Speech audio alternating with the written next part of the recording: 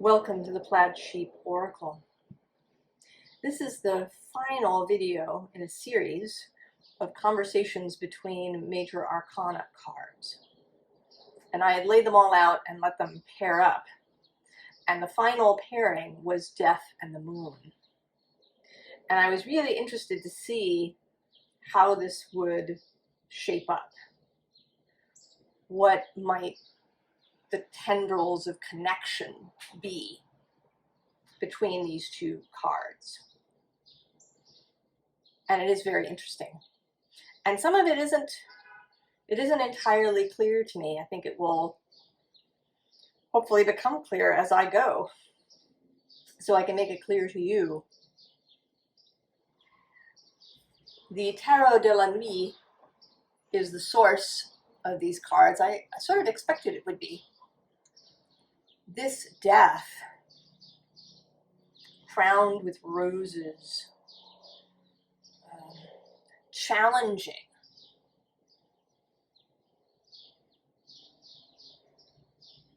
I don't know, it looks as if you've said something to her and she's sort of saying, really? Really? Is that what you think?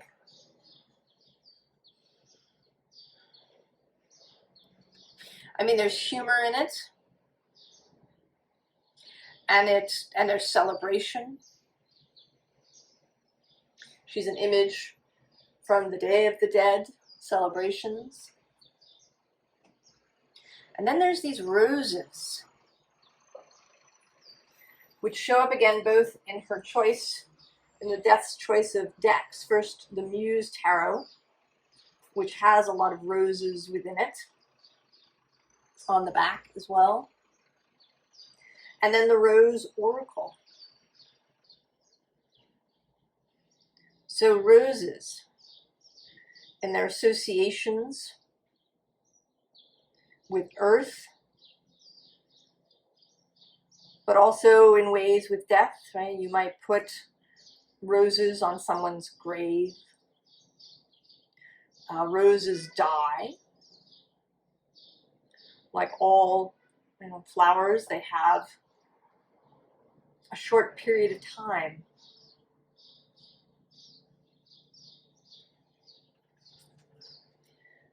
We begin with this Eight of Cups, Eight of Emotions. And this whole first row is a little bit about our fear around death. About fear of the unknown.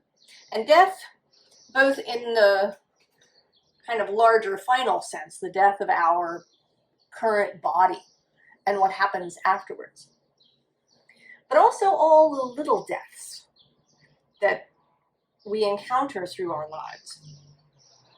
Certainly the deaths of others, but the deaths of projects or jobs or relationships. Deaths of our garden, if we garden, death of our companion animals,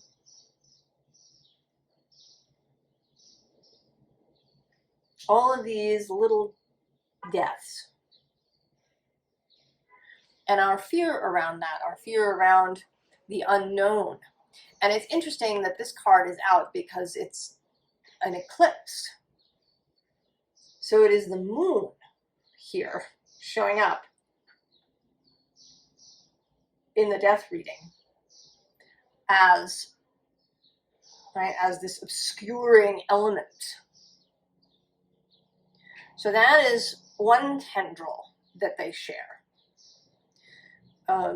particularly the moon in tarot being about those things which cannot be seen, that are uncertain, that are clouded, that are mysterious, unknown. Below this, we have the devil, of course, all the ways that we frighten ourselves, that maybe we stop ourselves from doing what we want to do because of a fear of death.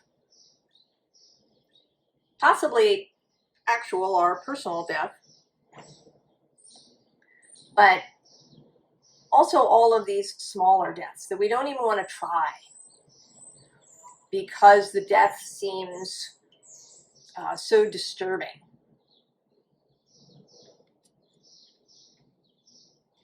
And then there's the Seven of Inspiration, this holding open of something. Sometimes holding on to things longer than we should. Oh, I know. I keep using that word. It's been coming up. Maybe we're all thinking about shoulds. But we hold on to things longer than might be wise, than might be helpful to ourselves.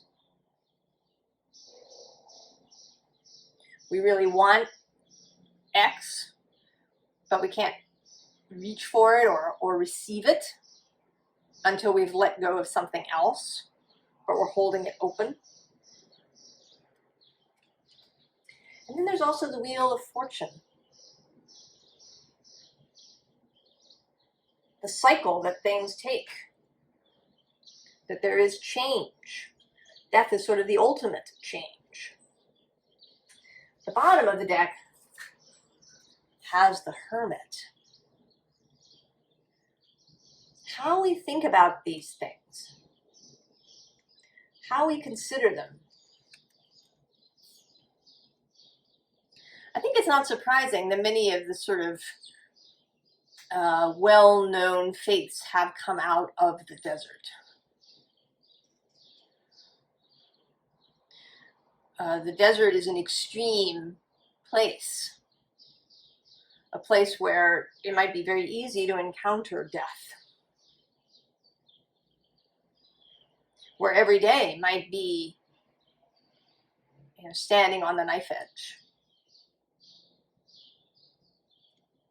Gets you to thinking about things. And also the sky is so open to seeing the moon and the stars. And then next to that we have this Queen of Emotions. Rising up all of the feelings that we have. I mean, maybe the fears, also, the excitement. If you're somebody who enjoys risk, then the possibility of death may not be the catch, but the fun. Right? If you, engage in more extreme sports, if you do things that bring you to that edge, or if you take risks, even in smaller ways, right? Just the risk of failure, the risk of something crashing and burning.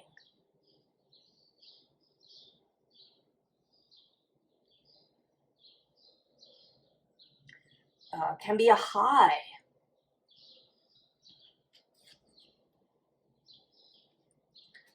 Eight of Inspiration.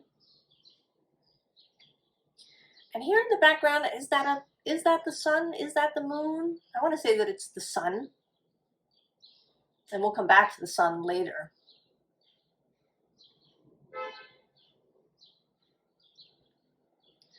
This card of speed, of wanting to go. And then sometimes I feel as if these lines are not, that they're like a rubber band that's holding these group of people back. And they're wanting to break through. This desire to break through, to take the risk and break through.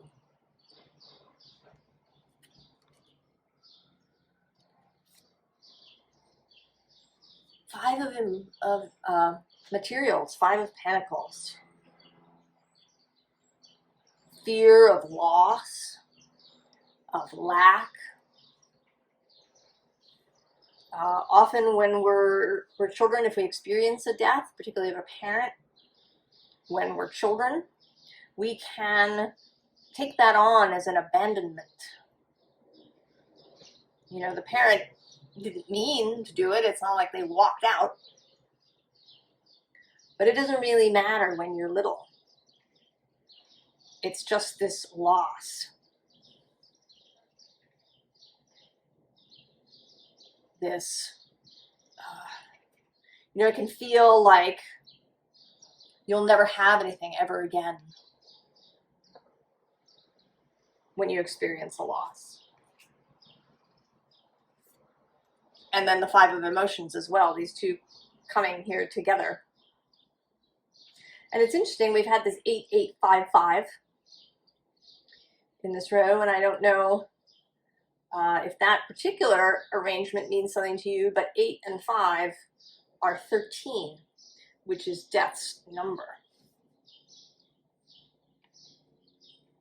So kind of 1313 as well.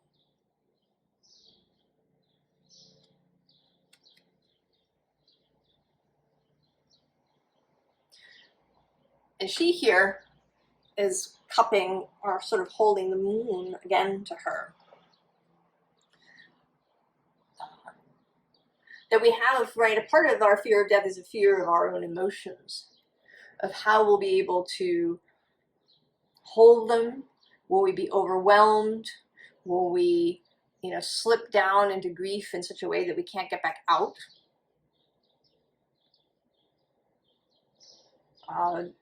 That there'll be suffering and misery over the death of something.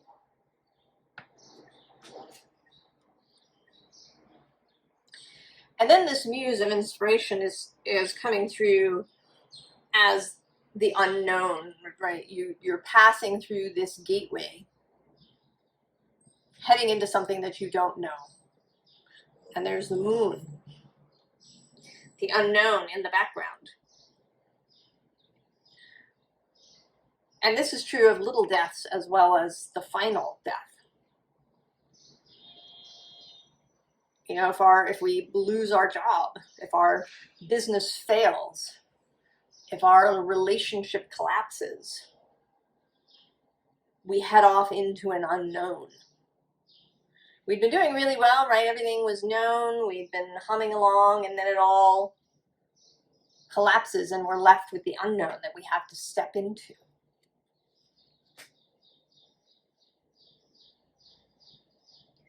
So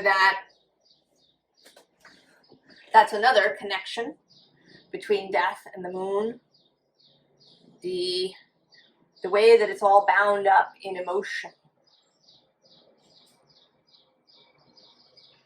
Our fears and our courting even of death is about the feeling that we get, not really about a logical or reasonable cogitation.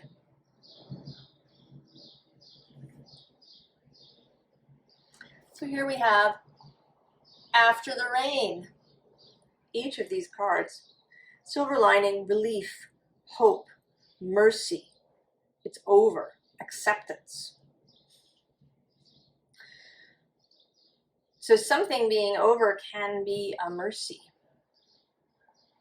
This makes me think of a Xena, the warrior princess episode, where Sisyphus captures death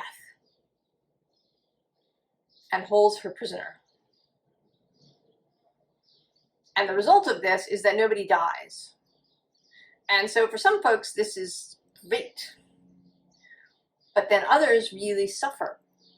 They have a wound that will not, right? It will neither heal nor can they die. So endings can be a release, both in the sense of physical death, as well as in the sense of allowing something to die. Allowing that relationship to fully end. Letting go of something completely. No holding on to old letters or any of these things. Just the complete ending can feel so liberating.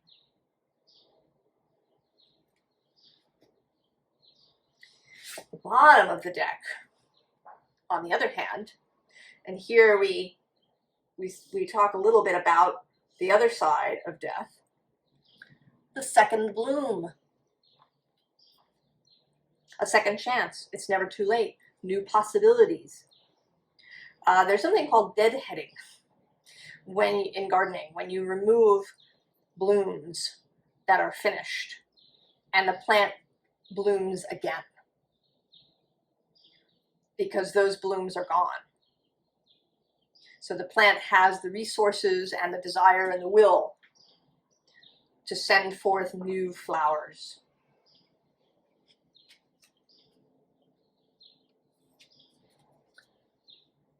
The lineage of the rose,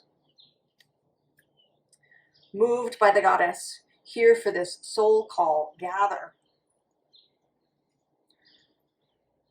So that if we never died, if we were just, if there was sort of one generation of people that was here forever, would we have the same enthusiasms? Would life, feel as interesting, as juicy? And then of course the soul wouldn't get to have all sorts of experiences. The sacred waters. Nourishment, replenishment, health, rest, self-care.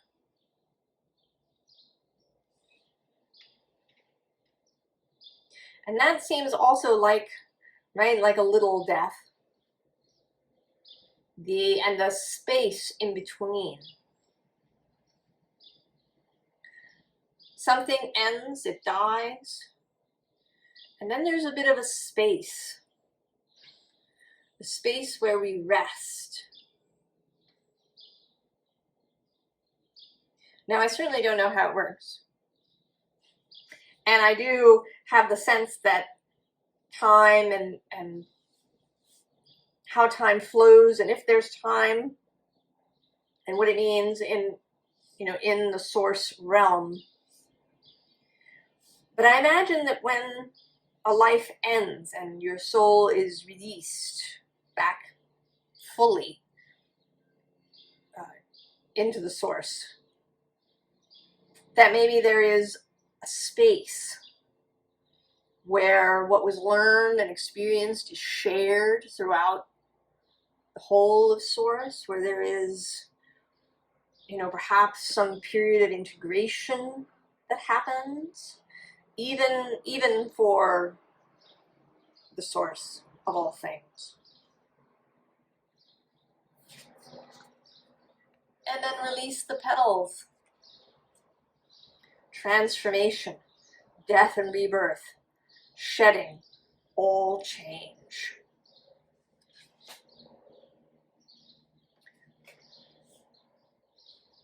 I don't think that we would want to have a life without change,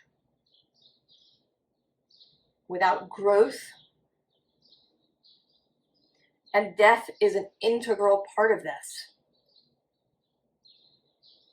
I was reading a Substack this morning about mayflies, which, live for a tiny bit of time, hours. Part of the ephemeroptera. These insects who live for just a short time, an ephemeral moment. A lifetime in a day. And that is the right length for the mayflies.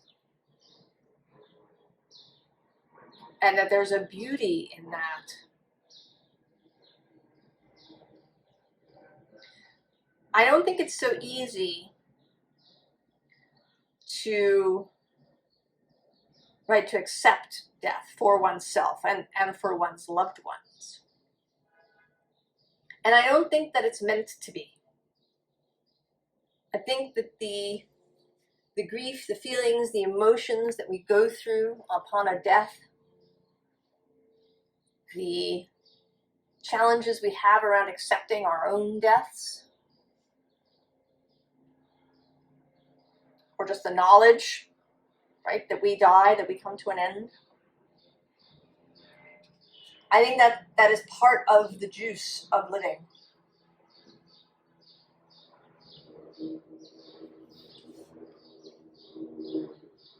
The moon.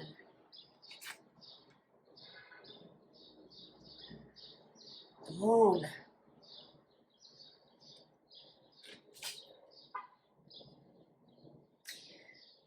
Well, here, the first card out is Judgment.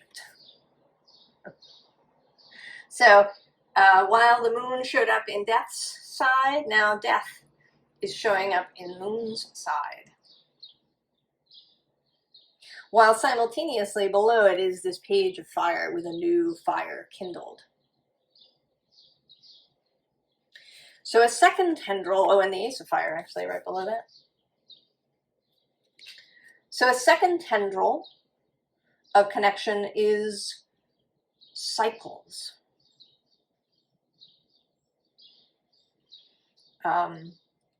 Interestingly, Justice is here at the base.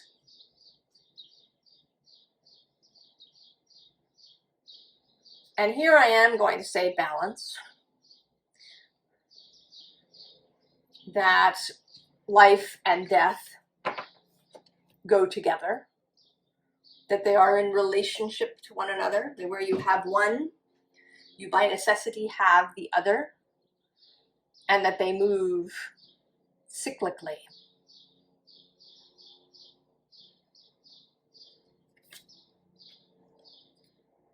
The Star. Healing.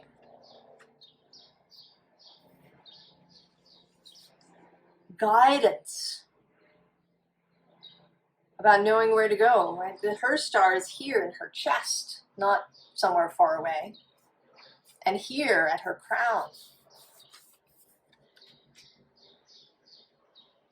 The way that we know, the way that we understand how to go, where to go, is really about feeling. I mean, we can think about things, we can make logical plans with that part of our mind. But I think that many of us rely on our feelings, whether we know it or not. I mean, I thought for many years that I was a very intellectual person, in my decision-making process. But later, when I was older and I looked back at my life, I could see how often I acted solely on emotion. So our guidance is around that.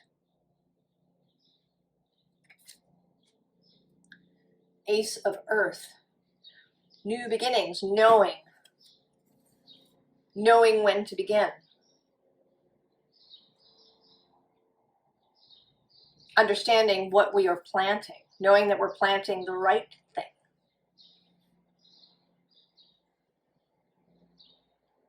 This is a feeling-based space. It's moving partly into the unknown. We're taking a chance. We're taking a risk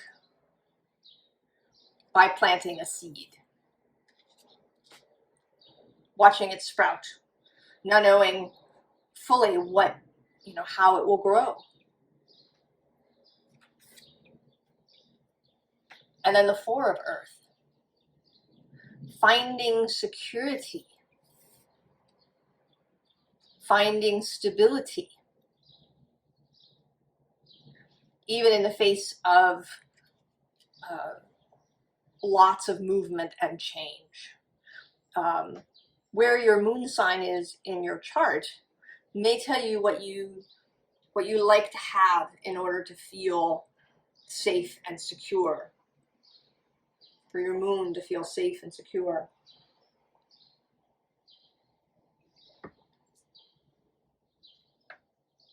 If you have moon in Gemini, say, you might feel safe if you have lots of information. Or perhaps you have lots of connections, lots of friends.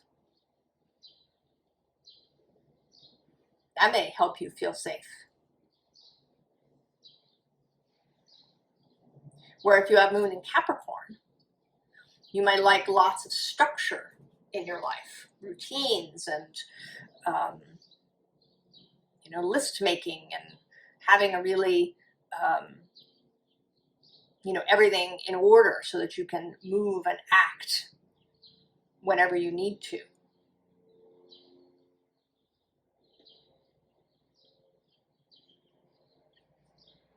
So this sense of finding our security, our way that we feel better. And as we grow, I think that we find ways to help our moon feel secure, even if it doesn't have the exact thing that it needs.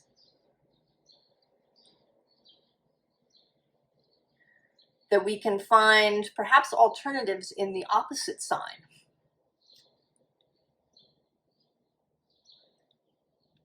That can help us also to feel secure, even if we don't have the exact thing that we need. And then there's this 3 of water. And today this is less about, it is about friendship and people and emotional support, but it's really about water. The moon and water. If you've been here for a bit, you may know that I see water as a single, mystical, multidimensional being. That is to say that all the water everywhere in the universe is one kind of collective being. That all the water here is connected to all the water on the other side of the universe. And the moon is deeply connected to the waters. Actually, that's only part of it, and maybe I'll save that for a minute. Right? We have the tides. If you are a woman and have had a menstrual cycle, you may have been fortunate to have it be in concert with the moon, where you bleed on the dark moon and you ovulate on the full moon.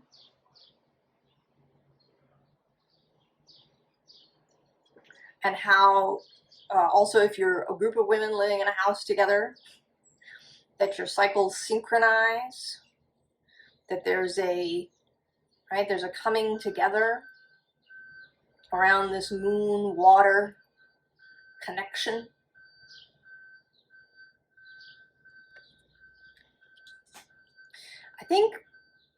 I want to say that I feel almost like there's more to say or more to discover, but that maybe it's really personal. Your connection to the moon, your connection to water, to your body, whether you're a man or a woman.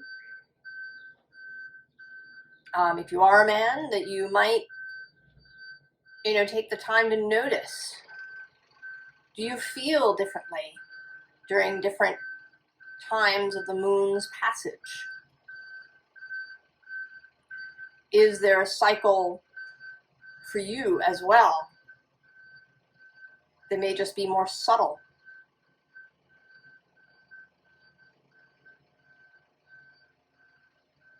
So there's something, right? The moon is very personal.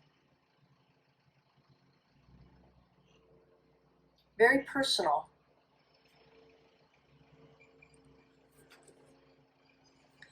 So then we have It Is What It Is. And at the bottom of the deck, Healing the Heart. And these feel like they go together for me today. That in order to heal the heart, we have to have acceptance. We need to accept things. Because if we don't accept what is, then we're continually pushing against it. And healing cannot occur. And this is another little link to death, yes,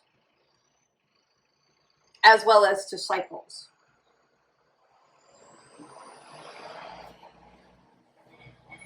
That we may have different cycles in our lives in terms of what is happening. And if we try to force something, it may be really difficult, right? We may not get anywhere if we try to force something into being when the cycle doesn't support that. Or when it's simply incompatible with us. And we know if we can feel that it's not right, but we're unwilling to let it go. And then we can also get into this delusional aspect that the moon can have, particularly in the tarot. Delusion, addiction, confusion, overwhelm.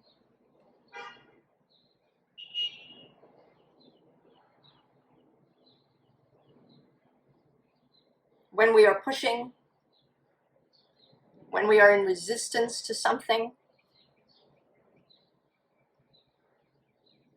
we cannot let the cycle move on if we remain in resistance.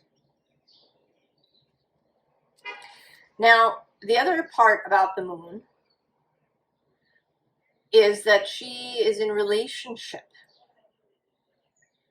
to Earth and to the sun. She dances with both. There is this dance with both Earth and sun.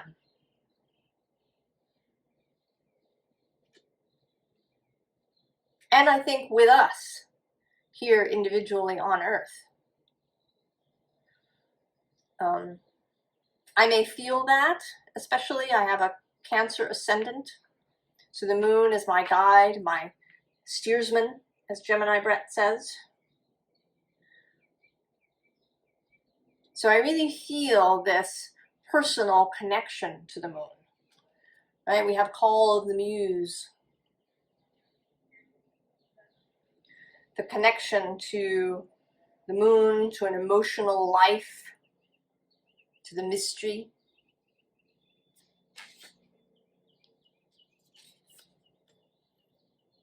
And she also is, she's a dancer here in this image. So this dance of moon and sun, moon and earth. Waking up the lion, that connection to the sun. And that was just 3333 on the counter.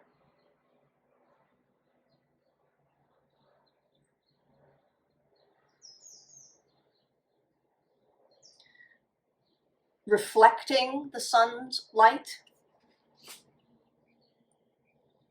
Perhaps reflecting your light. Even if you don't have a sort of moon opposite sun in your chart, there is a relationship between them. There is, sun level. Maybe they're conjunct. Maybe it's a waxing crescent.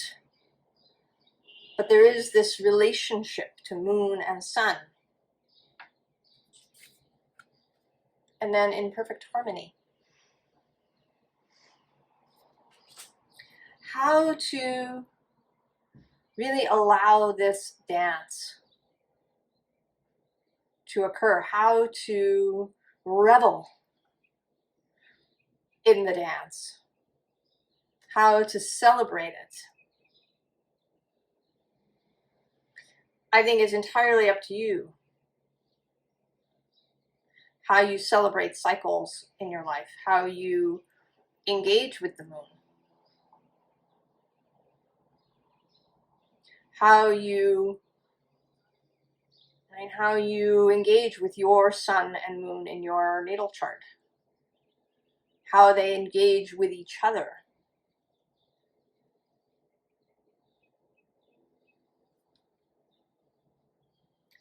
So then the two together.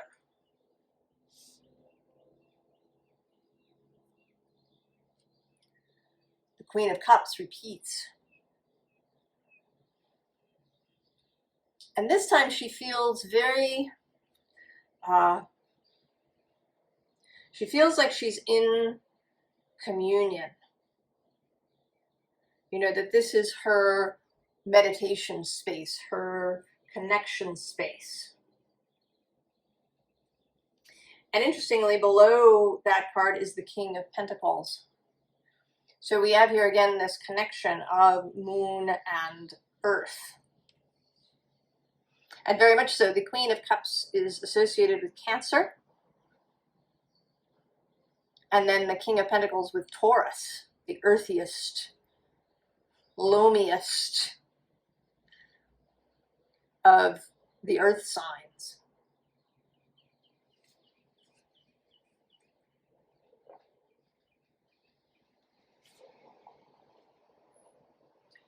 The bottom is the Five of Swords.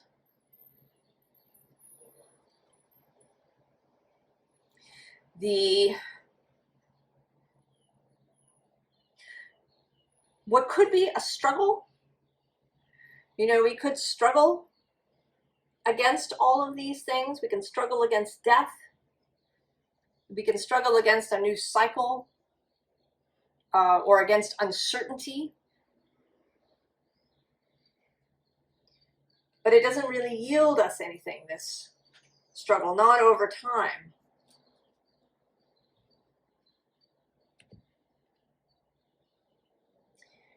And then we have these three cards coming together. Let's see if I can hold them up. So, Three of Wands, Knight of Wands, and Two of Wands. So what occurred immediately to me as I saw these three was this communication, right? That there's this person here in the Three of Wands and this person in the Two of Wands, and that the Knight of Wands is their messenger, and he travels back and forth between them. So there is, again, this connection between the moon and earth, between water and earth, and also around fire, around inspiration. That inspiration may come when something dies. That it may not be able to come until the wheel turns, until the cycle changes.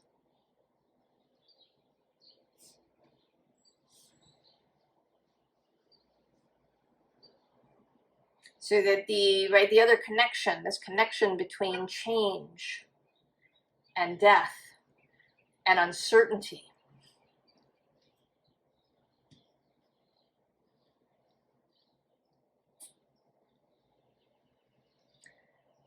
advice.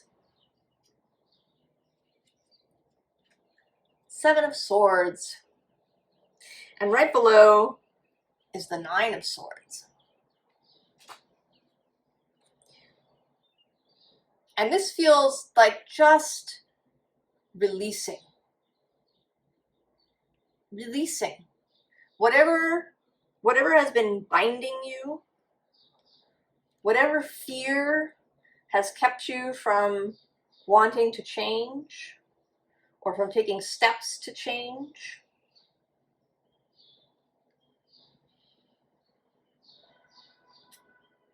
from taking a risk,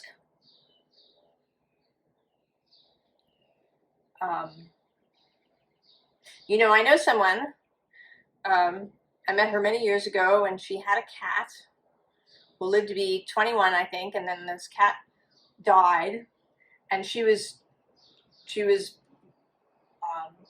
bereft. She missed the cat very much, and she decided that she would not get another cat because it was too awful. And this is the way that we can prevent really beautiful things in our lives, and I get it. I absolutely do. Because grief is painful. It's not something that you want to endure. But I think that life would be very flat if we didn't take risks, if we didn't rush sometimes into the unknown, right? Rush away from these fears. Just leave them behind.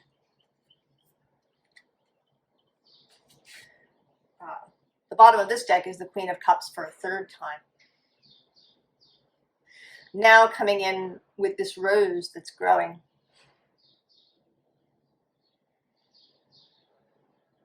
That we plant roses even though we know they will die.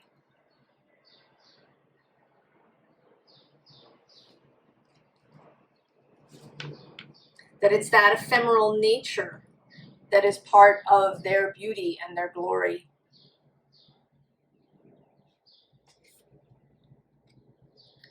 We have the Hermit, following your own guidance, tending to your own star there in your lantern. And then right after, we have the Star coming again.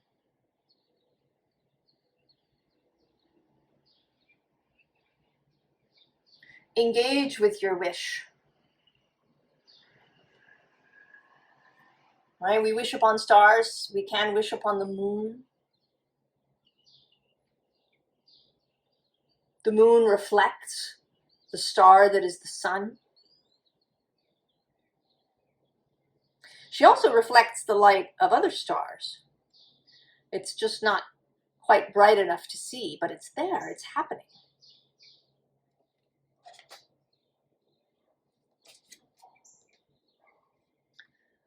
The Knight of Pentacles.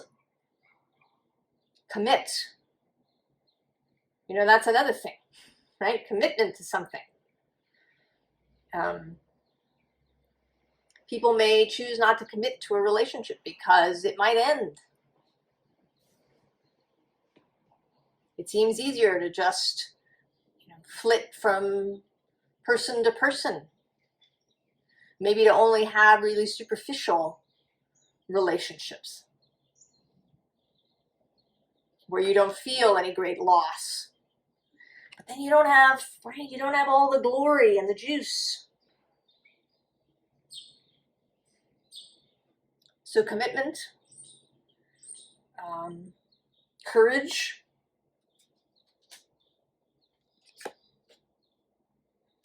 and then the High Priestess, who is associated with the moon in tarot. The moon itself, interestingly, the card, the moon is associated with Pisces. Though whenever it comes up in a Cancer reading,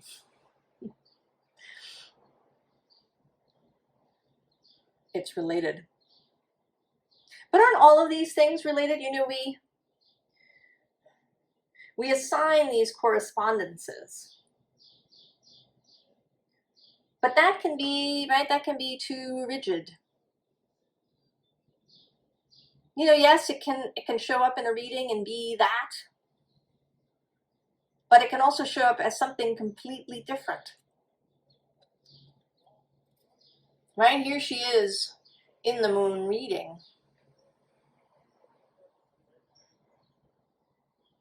But she also has a bit like this Death card, a challenge to her. You know, perhaps you've come to her for information. And she's given you some, but it's not as clear cut right? It's not a nice, you know, bullet pointed list of things to do and places to go. And it's a challenge to you to take the uncertainty of that, to take the risk, to follow where, you know, the road leads without being able to see more than a few steps.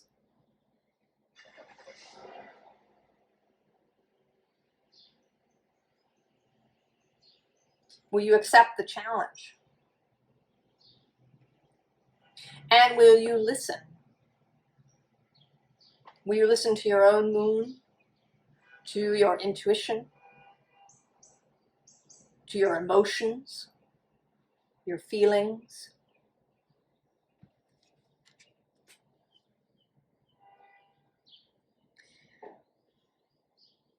I feel slightly dissatisfied. And yet I think that I'm going to stop here. I think that some of this must remain either mysterious, sub rosa, or maybe just very, very personal. That there is something for each of us to explore personally around the moon, around death, our feelings about death.